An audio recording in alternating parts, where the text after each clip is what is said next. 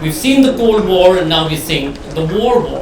And what I'm hoping that we're going to speak with Simon is about from the past, from history. What do we learn about Russia, the Tsars and Stalin and everybody, and how does that impact Putin? So Simon, one of the things that I read was that Putin loves history and he has all of these Stalin books or the books that Stalin read behind him, and there are notes in those books, the parentheses in Stalin's writing, they underline stuff.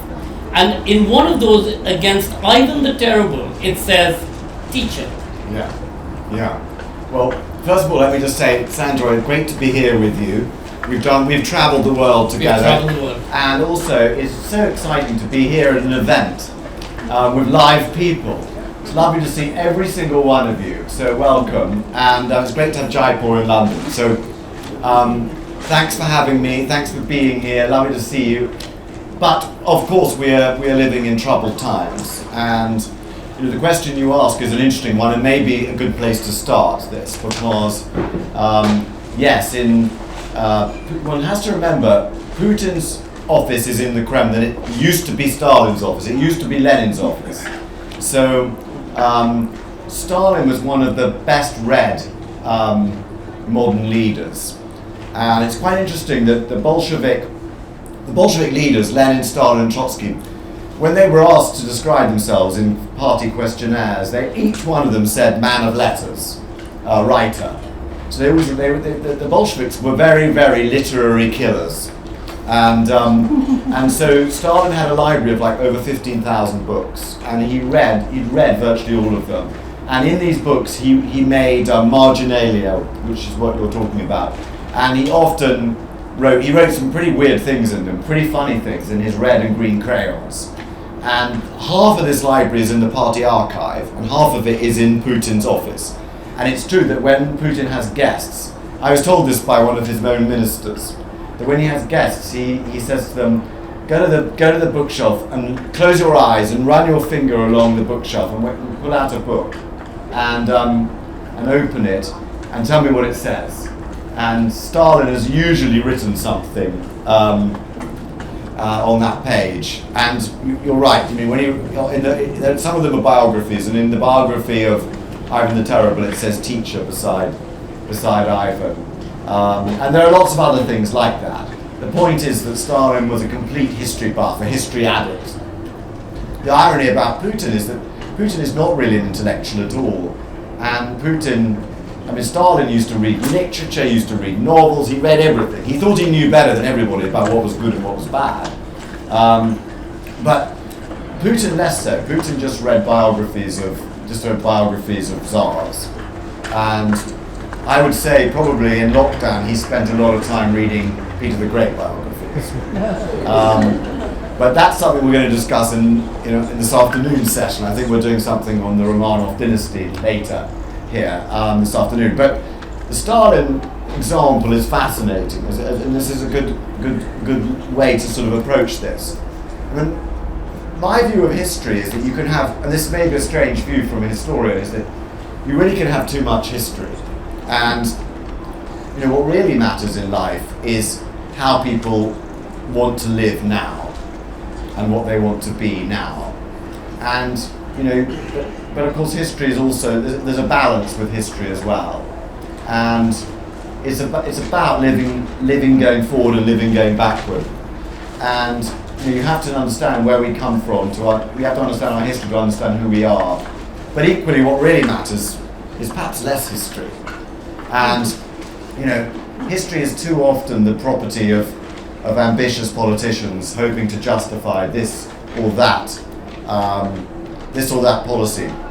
You have that also in India. We have it across the world. Yeah, we have it across the world, and it's like, so Putin is very much takes an attitude towards history, and I think the attitude, to sort of sum it up, is that whether it's the Tsars, the Rurik dynasty of great princes of Kiev, whether it's the Romanov Tsars, Peter the Great, Catherine the Great, or whether it's Joseph Stalin, I have a right to take all of this and make it my own, and I have a right to everything they had. And that's basically his view. So these discussions are actually kind of surprisingly important now, because we have to ask, what did these people have, and how did they get it, and does Russia have any right to them today? So I think the relationship between Stalin and Putin is an important one. But at the same time, Stalin, I think, was Georgian, and Putin looks at it as himself as a Russian. That's right. And what's the impact of that? Well, the Georgian thing is very important with Stalin. I mean, it's a good place to start at the beginning with Stalin. I mean, Stalin, you've got to realise the difference between a Russian and a Georgian is as different as someone from England and India. There's the language, the alphabet, everything is different in Georgia. The food is incredibly good in Georgia. Let's not talk about Russian food. Well, there is cabbage in Russia. There is cabbage and various forms of chicken. There is caviar. Anyway, the point is, Georgian food is all good. It's delicious, but it's a very, very different country. It was only conquered by Russia in about 1801, 1810. It had been ruled for 1,000 years by dynasties of Bagration kings. So it was a very, very different. For years, it had been fought over by Byzantines, and then the Persians and the Ottomans. The Russians were latecomers. So when they only took in the 19th century. So when Stalin was born in 1878, Georgia hadn't even been in the Russian Empire for 100 years. It was a very different thing. The chances of a Georgian cobbler's son, born in 1878, of coming to rule the Russian Empire was the chances that would happen. It was so unlikely that could ever happen. And as I said, in some ways it's as unlikely as a boy born in India in the same time coming to rule the British Empire. And yet it happened. And it happened because there was a moment of internationalism in the Bolshevik movement. Well, we have given you Rishi Sunak here. And you have given us Rishi Sunak. I'm very grateful for that too. So the Bolshevik movement was, as you know, the communist movement was an internationalist movement, and so they accepted. And the Bolshevik movement when it took power in 1917, promised independence to all the independent nations, the separate nations of the Tsarist Empire, which Lenin and other people had always called the prison of nations, because there were so many nations within it. 50% of it was not Russian. 50%, more than 50%, depending how you calculate. But there were Ukrainians, there were Poles, there were Finns, there were Latvians, there were Letts and Estonians and so on. Not to speak, so there were 190 different languages in the Russian Empire. And gradually it became more and more of a Russian empire, a Russian Slavophile Orthodox empire. And the Tsars had a big problem, because the more Russian they made it, the more they alienated the peoples within it. So there were Jews, Poles, Finns, Georgians, and those peoples all joined the revolutionary movements. And so that's why in the Bolshevik movement, like in the Menshevik movement, like in all the revolutionary movements, was filled with Poles, Jews, Georgians, Armenians, Finns, Latvians, etc. And so when Stalin and Lenin and co came to power, they had to work out how to make this work. And this is all very relevant to Putin's attitude to Ukraine today, because what they did was they wanted to work out a system where they promised these peoples independence, like Ukraine, but there were lots of others too. They said, we're going to give you independence, but we need to devise a system where you're independent and you can leave, but you can check out any time you like, but you can never leave. It's a sort of Hotel California constitution. So they created these republics, the republics of the Soviet Union. And in the end, there were 15 republics. At the beginning, there were only a few. There was Ukraine, Belarus, Transcaucasia, and in the end, they created lots more in Central Asia, and other ones joined, such as Moldova and so on. And so Putin has not forgiven Stalin and Lenin for creating these republics, because in 1991 they all became independent countries, and no one ever thought that was ever going to happen. It was just impossible, but it actually happened. And so the decisions they made about borders are now the international borders of Ukraine, and so on. So Putin's attitude to Lenin, he blames Lenin for this. I mean, Putin was once discussing, the past leaders of Russia, and basically he hates the weak ones and likes the strong ones. So he sort of said, I despise Nicholas II, who abdicates. He said, I'm never going to abdicate. And he says, I despise Lenin. He created chaos. But I admire Stalin. So Stalin is a bit of a special example, a special case for any Russian leader, because Stalin, at an unbearable cost, the numbers of people killed by Stalin or during Stalin's reign, we'll never know exactly, and that's why there's sort of endless argument about it. But it's more than 10 million, it could be 20 million. And Stalin regarded that as a cost worth paying. He said, our system, once he was meeting some British Labour Party people, and he said, you can create socialism in your own way. It will take you a long time, but we did it very quickly. And the way to do things quickly is by bloodletting, by killing enormous numbers of people. That's the way to create a new society fast, and that's what they did in Russia.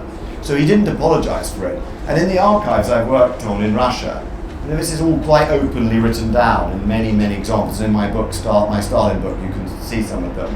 And it is pretty extraordinary when you're sitting in archives and you're reading this stuff, and the sort of mark of these crayons is killing tens of thousands of people, 20,000 people, 40,000 people. It's quite an extraordinary thing to see.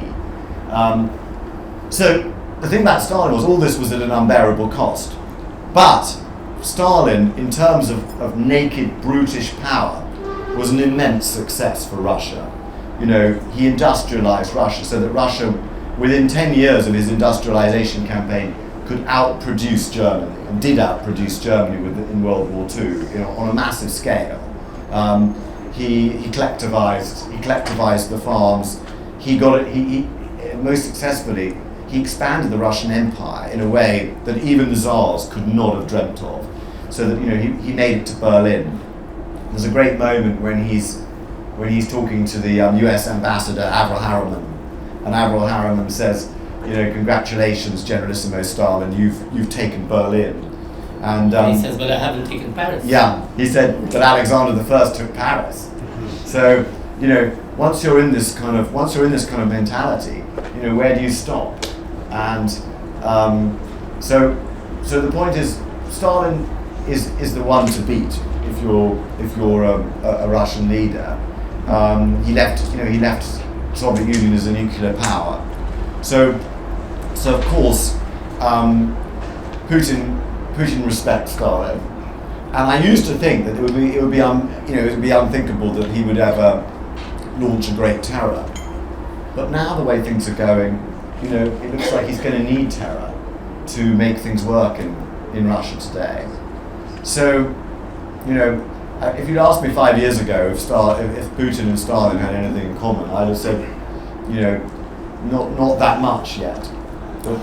But in many ways, Simon, this is, the road of history. I mean, every time, especially if you read Jerusalem, your earlier book, you see the bloodletting across millennia. You're not talking about the regime change, as we always know, allows for this kind of bloodletting. But presently, is this a sort of wheel of fortune turning again? You saw what happened with Gorbachev, where he let freedom come. And this is after a very harsh period, whether it was Stalin and his successors. And then Gorbachev sort of created this new freedom, rights, etc. And now it's come again. Yes. Another circle. Yeah. And what we don't realize is it's 50 years since that, it's almost 50 years of that, since the Soviet Union started to disintegrate. So we're seeing these kind of huge, now we can see these huge patterns. You have the Napoleonic Wars from the 1790s. I mean, first of all, one of the things I think is amusing, and again, I don't think Indians will be surprised to have this, is explained. It's like, in Europe for a long time, there was this kind of delusion that Europe was a civilized place.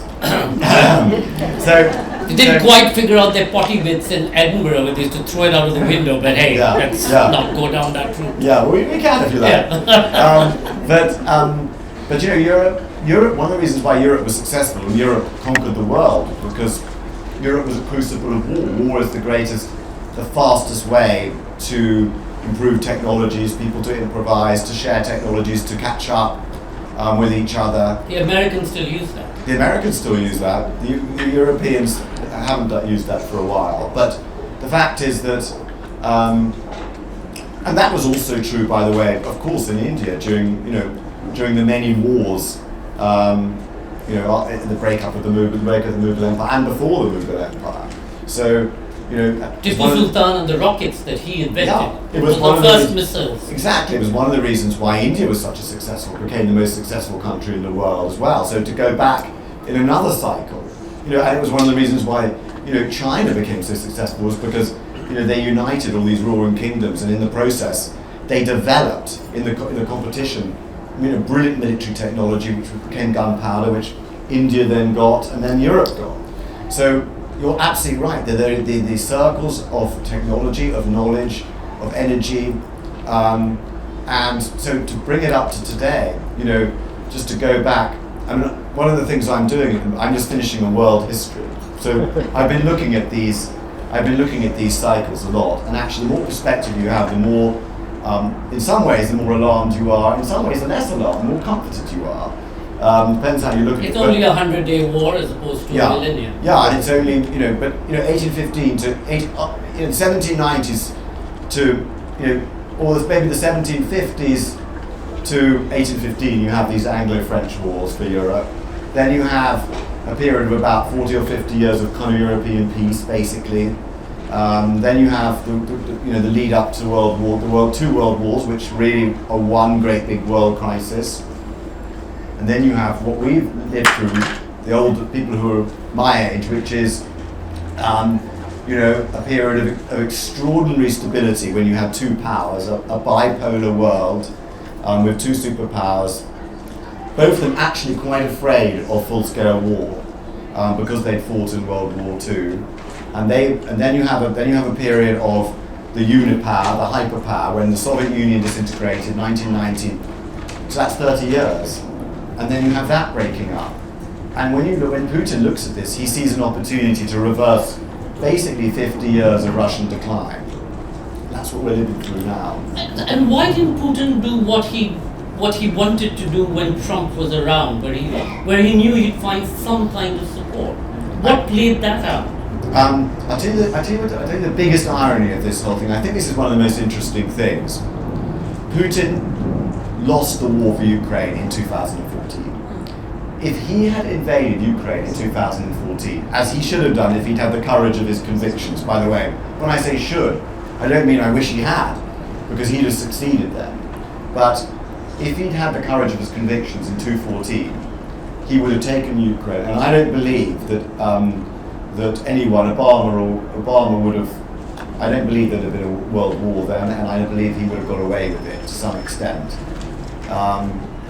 So I think I hesitate to call it Putin's tragedy. Putin's mistake, is to not to have done this earlier, because I think he thought that he could do it the old-fashioned way. He could subvert Ukraine, and it would fall into his hands. But what in fact he did was he fortified, he consolidated the national consciousness of Ukraine, which was developing since independence in 1991. And what he did was really he forged, with his own aggression, he forged the Ukrainian nation, and he strengthened the Ukrainian state, which had started off quite weakly in 1991. And so by the time he realized that he was not going to get Ukraine the way he thought he was, it was this year.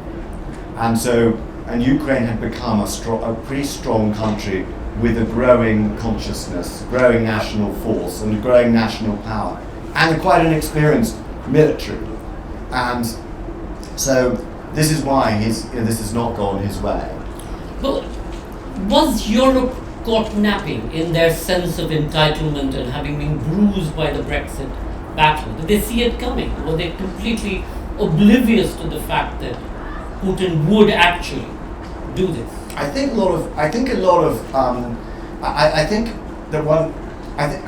in democracies we have this kind of were frightfully frustrated that democracies are inconsistent and are slow to move, and that you have to kind of consult electorates and that sort of thing. But this is why democracy it's a terrible system, but it's the best. It's a messy business. It's a messy business. So when this sort of thing happens, we all look back and say, why were we appeasing Russia for so long? Shouldn't we have? And then you say, like, shouldn't we have done what? Should we have gone to war with Russia before they invaded Ukraine fully this year? Not really. I mean, if you look back at history, democracies and representative governments. Let's go back to the 1820s, for example. You know, when Russia started to become, under Nicholas I, who I think is the Tsar who most resembles Putin, when he started to really expand Russia and to be very aggressive, the British and the British and the French were very, very slow to react, and they were constantly outmaneuvered. Why? Because they were always forming new governments and having elections and things like that, which are very inconvenient to consistent foreign policy conduct. And so it took them really 30 or 40 years into 1853 to say, stop, enough. You're not going to, Russia is not going to be able to take the Ottoman Empire and Constantinople, and we're going to have to fight a war in the Crimea to stop them, which is what happened. And Russia was really stopped in Europe, expanding in Europe and sort of Europe and near Asia for 50 years. So yes, democracies are very inefficient at handling autocracies. Autocracies can move much faster. They can make one man can make a decision that the democracies with civic society and the BBC and newspapers, all these, as Foucault wrote and understood in the 60s, a new sort of societies have developed in our democracies, which are really interesting, but much more complicated than societies in autocracies, where decision making is in the hands of actually often one person with about three kind of cronies. In our systems, Europe and India, in great democracies like India and America, we have incredibly complex decision-making systems, and they're very slow. And you saw this in the 1930s. Of course, if we'd invaded Germany in 1933, as soon as Hitler came to power, there would have been no Second World War. 50 million people's lives would have been saved. But no democracy was going to agree to that then. So yes, we're very slow. I don't really regard it as entitlement or because of Brexit or any of these things. I mean, in terms of blame, I just think, that's the nature of democracies. They're slow to move. They're easily outmaneuvered by one-man governments. But when they mobilize, they're extremely formidable, and that's interesting. But unlike his predecessors, Putin in many ways has failed. His army's failed. Yeah. He thought he'd go in for a very short war, but it's been 100 days and he still hasn't been able to conquer all of the Donbass area. That's right. What was the failing there? I mean, as the supremo commander, did he not sort of trust, or does he's taken over now, the military leadership? Yeah. What went wrong? I mean, I think that first of all, I mean, he has. They've completely failed in their initial Plan A and Plan B. And C. But Plan C is more of a problem, because actually, without us really noticing it, and there's been quite a lot of triumphalism. I mean, believe me, I believe that we need Ukraine. Ukraine must win,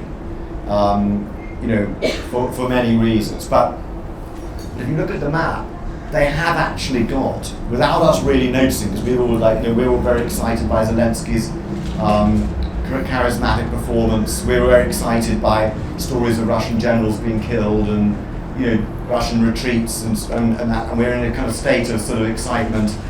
And by the way, we feel that Ukraine's already won, but actually we need to give them much more help, because if you look at the map in the south, they've already taken the whole south, and the south is the ports that all the access points. All the access points. So they've taken Mariupol, Kherson, Crimea, which has the Sebastopol base in it, and if they get Mykolaiv, which is the next big port city.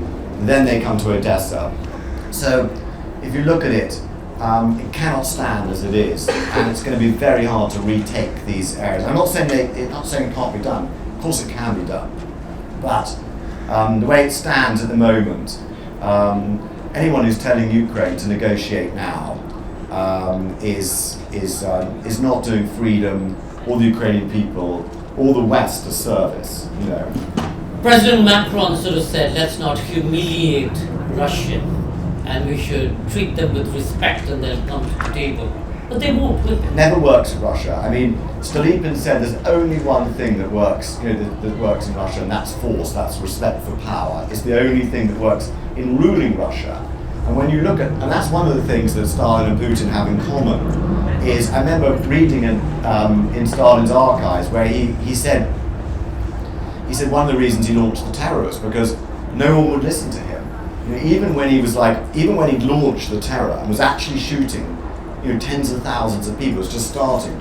When he wrote to the party leaders in places like Dushanbe or Samarkand, far from Moscow, they wouldn't reply to his. They literally, can you imagine this? Stalin was writing to these people who were party leaders, and he was saying to them, I want to know, how many people have been shot, what's going on with the economy. They didn't reply to him. Can you imagine? And this was Stalin. So Stalin would say, that's one of the difficult things about ruling Russia is, how you have to terrify people. It's the only way. It was the same with Peter the Great. He used to literally write to people, do this, or I will arrive in your governor's palace, and I will punch you in the face until you do it. And Stalin used to do that too. And believe you me, that is how they ruled Russia.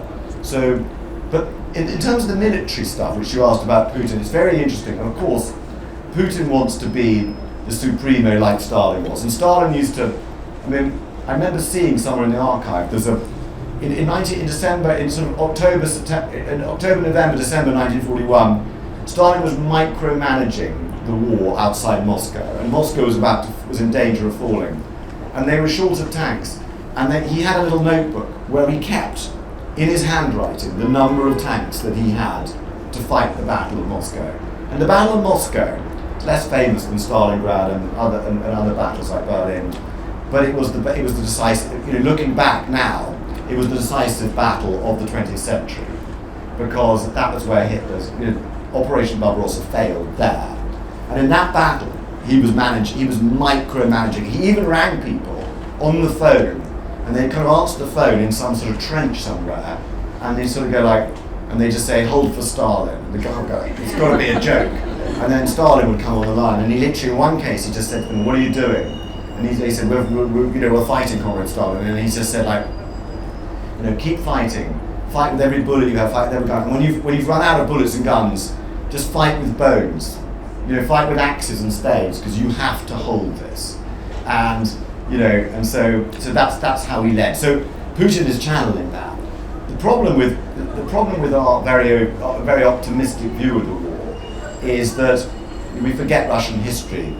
If you look at, for example, Peter the Great, it took him 20 years to defeat the Swedes. In the first battle he fought against Swedes, he was completely defeated.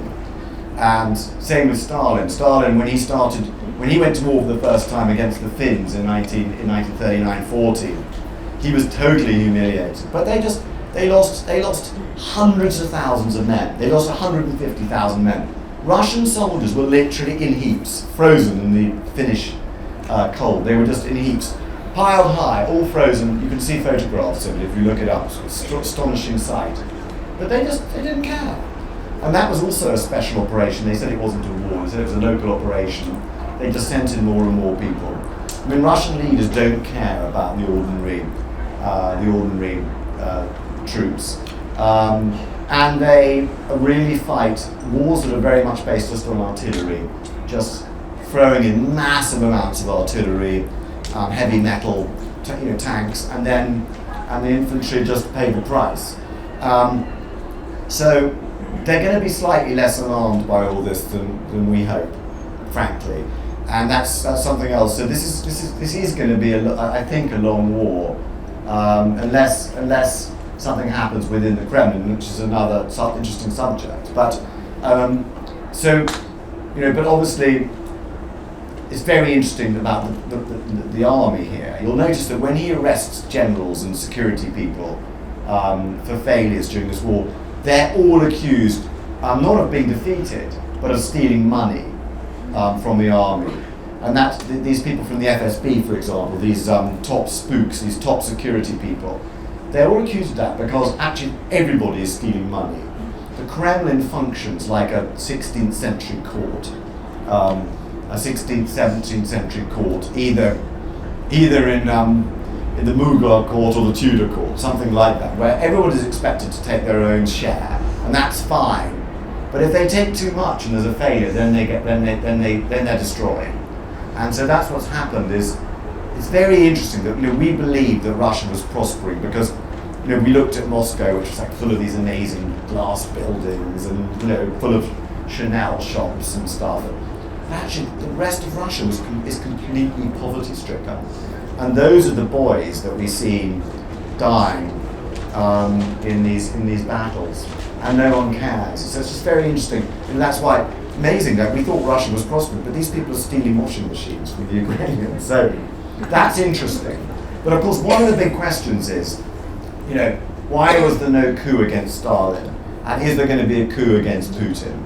I mean, there was no coup against Stalin.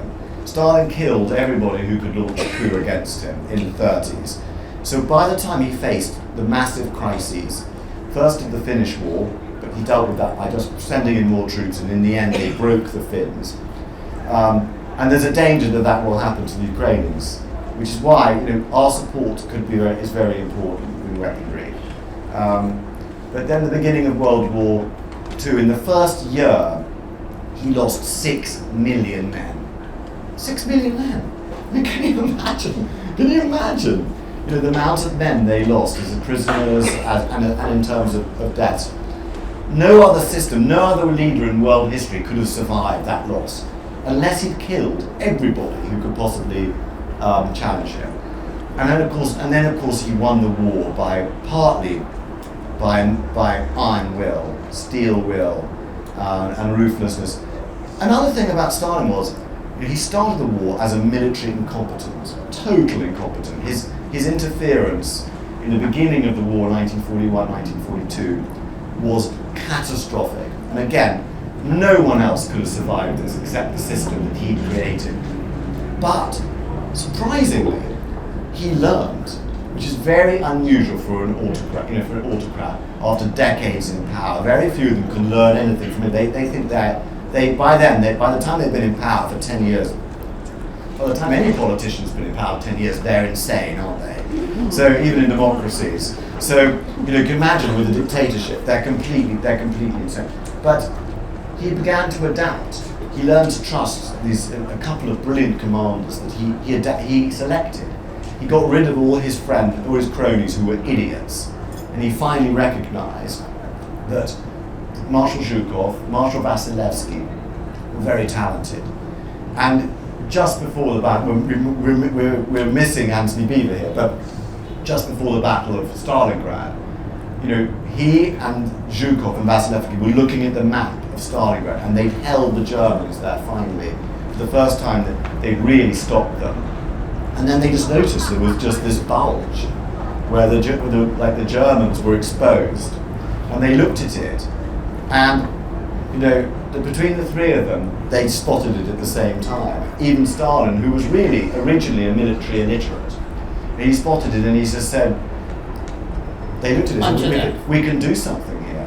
We can do something. And that's when he became a proper supreme commander. Now, Hitler was the opposite. Because Hitler won an instant victories of astonishing, miraculous success, taking France, taking Poland, and then taking half of European Russia very quickly. He just thought he believed he was literally providentially invincible, and he was wrong. He was also totally incompetent. He got lucky really. So then you have them two. They kind of passed each other on the way. One becoming quite competent, one becoming utterly incompetent. Now Putin is in the first stage where he's so far proved himself utterly military illiterate and incompetent. Like every Russian leader, the Russian leadership, from the beginning of the Romanov dynasty in 1613, is basically a military headquarters. It's always been structured like that. And from the first Romanov Tsars in 1613, they were basically a military regime, expected to function as soldiers, as commanders. And that was true also under Stalin. The Stalin's son said, my father's always thought he was a military man, even as a child. He wanted to be Napoleon, Julius Caesar, something like that. So, Putin is basically, he loves sitting there, as you can see when he's addressing his commanders. But, a lot of the money's been stolen, a lot of the improvements haven't been made to the army, a lot of the, so there's been immense venality, and a lot of the money's gone missing, a lot of the changes in technologies haven't been developed properly, but this doesn't mean that this is not a formidable force. So, given that America and UK are now sending missiles to Ukraine, and that's obviously stepping up to some extent what we see Yes. as the ground battle, is that one step away from Armageddon? How do you feel, given that Putin is in somewhat of a corner, at least internationally? How will he react to this? He's already said, anybody who does that is going to be a bad puppy in my eyes. Yeah. And you know what I do with puppies. Yeah. I think we're entering a new era here, which is to step back again from the present sort of moment where we're very frightened of what he will do. I think we've got to step back here. It's been an amazing achievement that since 1945, I think it's 9 countries are military nuclear powers. Officially. But no, 9 have it, even unofficially. Yeah. And they include Israel, North Korea, Pakistan, India. Okay, so we sort of, those countries have it to some extent. And that is an amazing achievement, by the way, even though Pakistan, basically opened up a marketplace to send these. North Korea, they gave it to Libya. China was helping Pakistan, but which is, by the way, probably the greatest crime of the 20th. Well, one of the great crimes since 1945 was Dr. Khan and his nuclear bazaar. That's a very interesting story which hasn't really been written properly, but fascinating. But the point is, but this is a bit of an illusion. There are actually 40 countries with civilian nuclear power. And anyone who understands nuclear power, I'm not a scientist at all, but some of you will know that. But those 40 countries, most of them can convert nuclear weapons, because the civilian nuclear program was just a deduction of. They can enrich the uranium to make it into more potentially. Yeah. And so the proliferation that we're now seeing start with Iran and North Korea, it could very quickly become a much larger number, and that makes it much more likely that that there will be nuclear weapons used. And there's a big difference in nuclear weapons. The first nuclear bombs dropped on Hiroshima and Nagasaki were much smaller than the H-bombs, the hydrogen bombs. Now, the nuclear weapons like those are now really similar to what we now call tactical nuclear weapons, which are nuclear weapons that can be dropped on a battlefield and destroy that battlefield. That isn't the end of the world. But obviously you can tell the fact that I'm having this conversation shows the way the world has changed since the end of the Cold War, because the weapons that someone like Putin would use probably are those. H-bombs can destroy. An H-bomb is big enough to destroy the entire world. But what we're talking about here are tactical. They now call tactical nuclear weapons. So that's the first point to make. So the likelihood is in the next 50 years is somebody will use a tactical nuclear weapon somewhere. But are you saying that you don't see necessarily that Putin will resort to this? No, I don't think I don't necessarily think he will. But those people who say you read. I think looking at the Ukrainian war, there's never been more sort of nonsense written about, things about, yes, he may be ill, but he may not be. And let's face it, lots of people have ill health and live for decades. Lots of people have cancer and live for decades. He may well have had cancer. He may well live another 10 years, and so that's one thing. Yes, there may well be a coup against him within his Kremlin. That's happened many times before. All my books are about that, but actually, it happens surprisingly rarely, and it's very hard to do. And these rulers have immense prestige, and they're extremely good at destroying independent thinkers, destroying independent sources of power, and promoting people who are obedient to them. And then you have their immense internal prestige that comes with being the leader in a country where there is a great tradition of autocracy. So, yeah, he could be killed by someone. But just to finish your question, so the answer is, when you read those pieces, which I keep reading on Twitter saying, he can't use nuclear weapons because there's a very, very rigid system within Russia before anyone can order and can agree to launch a nuclear weapon, as there is in England. Well, that isn't really true in Russia. Believe you me, if he ordered it, they'd all do it. They'd probably do it. So, one of the things that you're seeing in Western media, and I'm saying that very specifically, is this: they're trying to separate the Russian people from Putin's decision. Again, in all your writing, yes, there's a particular economic and political structure that works in a particular way who have no interest in the Russian people per se. But is it true that there is this separation between the Russian people and their desire or no desire, as opposed to Putin's desire to take control of Ukraine? I think there's no reason why Russia shouldn't one day become. There's not some inbuilt part of the Russian nature that means that Russia can't one day be a free country.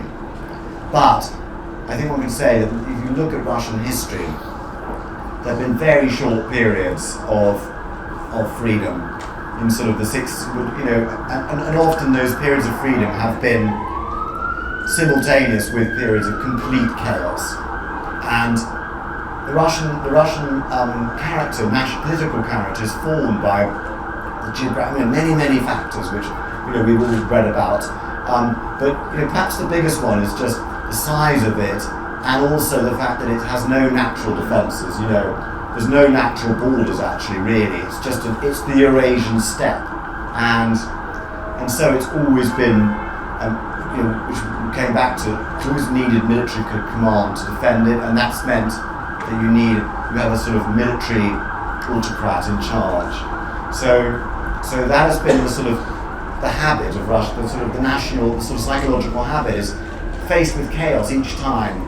In the early 17th century, the time of troubles, 1917 to between 1905 and 1922, the Civil War and the revolutions, and then the 90s.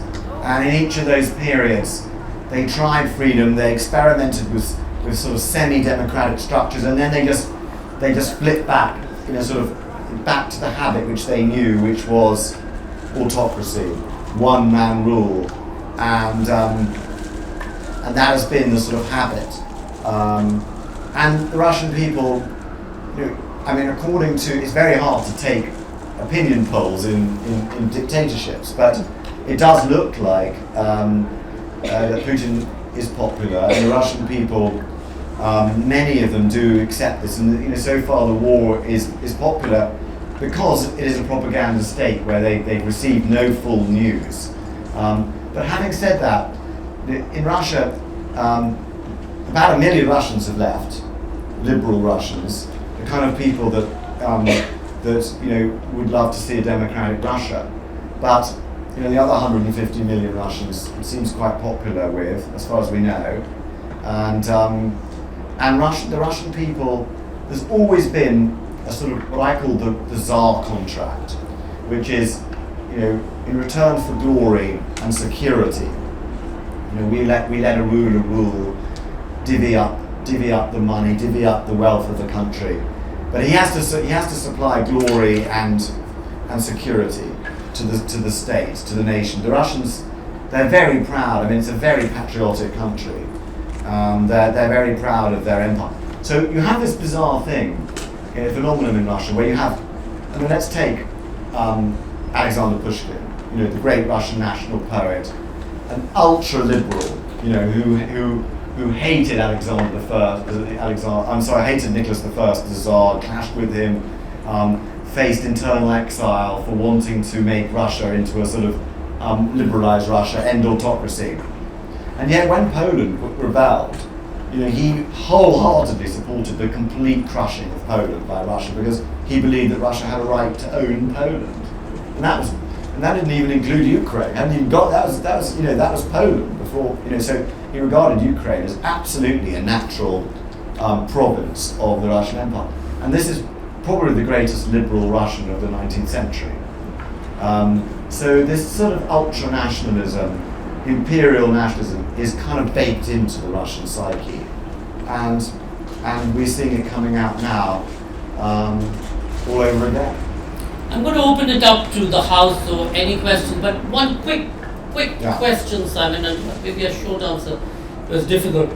America's role. I mean, at the end of the day, America's always practiced regime change, and it's always invaded every country with divine blessing or whatever they want, divine sanction. Yeah. Nobody's ever sanctioned that, whether it's Afghanistan or Iraq or wherever.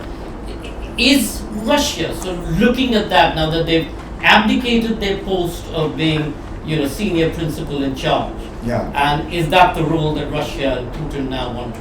Yeah, just answer that quickly because I'd love me to speak to you listen to your questions and answer. But I mean, Russia. One of the reasons this has happened is Russia's deep resentment of the American the hyperpower, the American hyperpower, and what they regard as sort of American arrogance and humbug. And that's one of the reasons why he would justify this, and he thinks this is Russia's right to do this. So yeah, but in terms of sort of, let's take some questions. Yeah, let's take 3 questions at a time, and then we'll get to answer. The first one, if you hold it because it's being broadcast.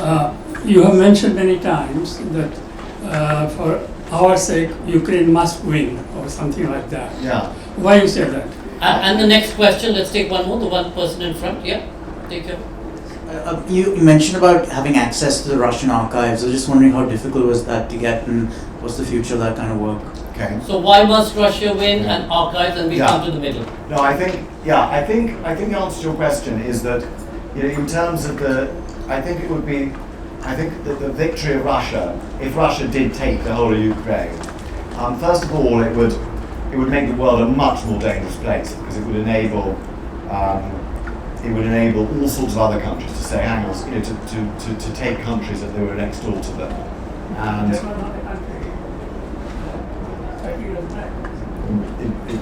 but it was recognised. But it was recognised by international law as a country. Yeah, but it was recognised by international law as a country. Its people don't want it to be a country, as you've seen from the resistance. And so that's one reason. But the other reason is it would just reward. It would also reward a vicious dictatorship. And I kind of like democratic countries. I want to encourage democracy. And the answer on the other side. Thanks for your question, though. And the other thing is, when I was working in the 90s and the early this century, I was very lucky. I got access to all these archives, and most of them are still online, are now online. So actually, they will remain open to most people.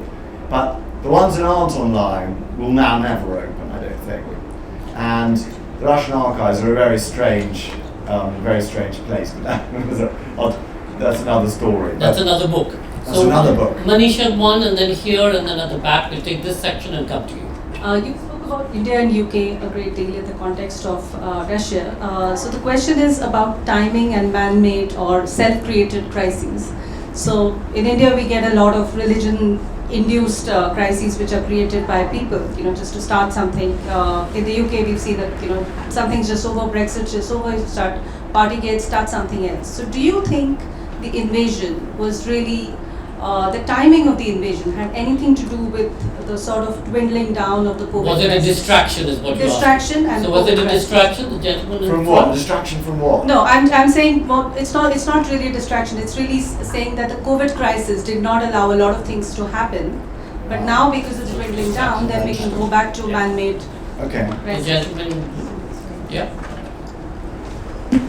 So the question is, Stalin was part of a great propaganda machine.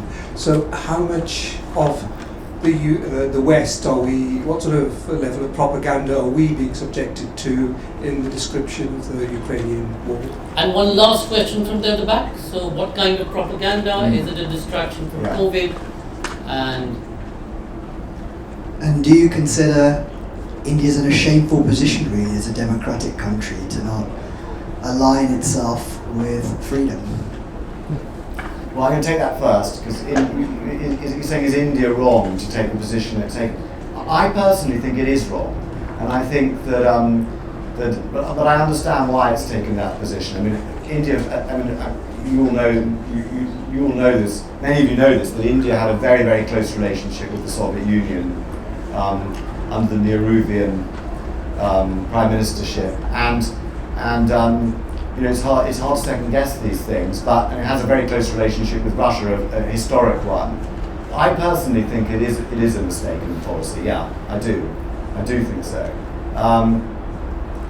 In terms of your policy, I don't think it is a distraction from what's happening in terms of timing, but it isn't a coincidence that it's happened after COVID, which is maybe what you're getting at, or after Brexit. I mean, the fact of the matter is, the Trump presidency, the Brexit vote, the breakup of the EU, and the COVID crisis all made Putin think that the West was very weak, feckless, useless leaders, comical buffoonery, a sort of a collection of a circus of buffoons, all weaklings. Funny enough, I think he didn't launch it. Somebody said, well, why didn't he launch it under Trump? You were saying that. I think he was too frightened of Trump to launch it. I mean, I think the only good thing about Trump was that Trump is completely unpredictable. And you just literally, I mean, even Putin would have sat in those rooms with Trump and just thought like, oh my God, this man is a madman. He could actually nuke me. He's madder than I am. And that would restrain him. So that's that. And then your point, just remind me again, the propaganda state. What is the level of propaganda Yeah, here of in the course. West? Of course we're receiving immense propaganda.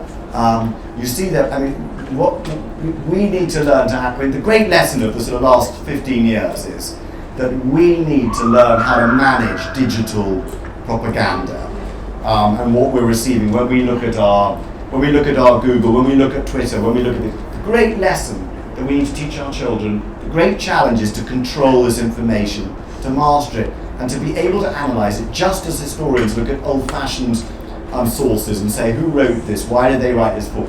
We haven't quite got it yet, but you're right, there's immense amount of propaganda. This war is also a propaganda war. Mostly in the West, the Ukrainian propaganda is winning the Russian propaganda.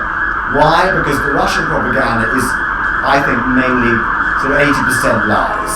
But also there is also Ukrainian propaganda, and there's pro-Ukrainian propaganda we're seeing. So we need to bear that in mind when we look at this.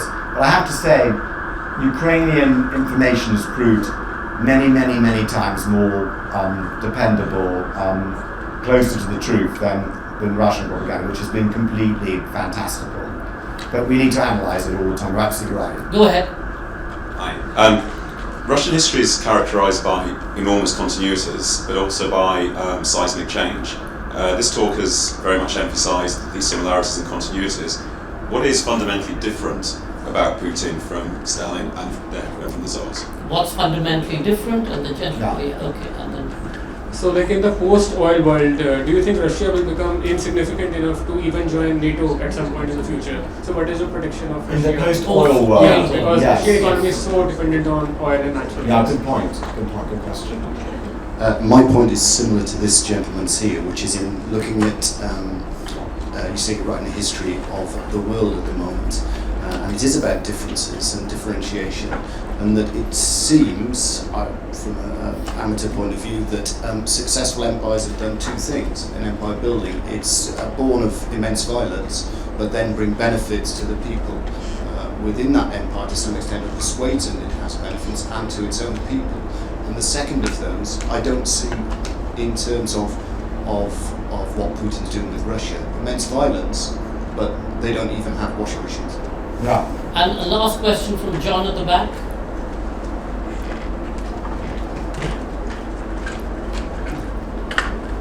Thank you. You didn't say why you thought India was wrong in its reaction on Ukraine.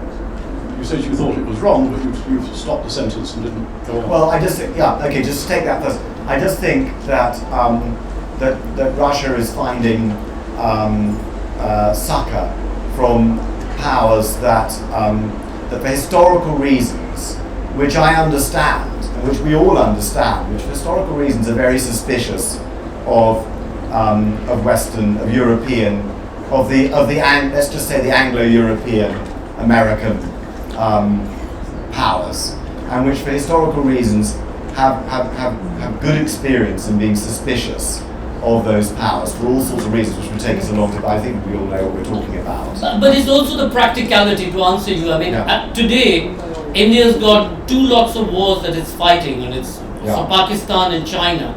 All its weaponry now is Russian. Yeah. You can't do it. Yeah. When China invaded, it wasn't that European Union and America stood up and said, this is what we're going to do. So it's complicated. And also there's food. There's also food. Yeah, India, every Indian government struggles to supply food to feed its people, obviously. And so that's another reason. So it would be naive of me.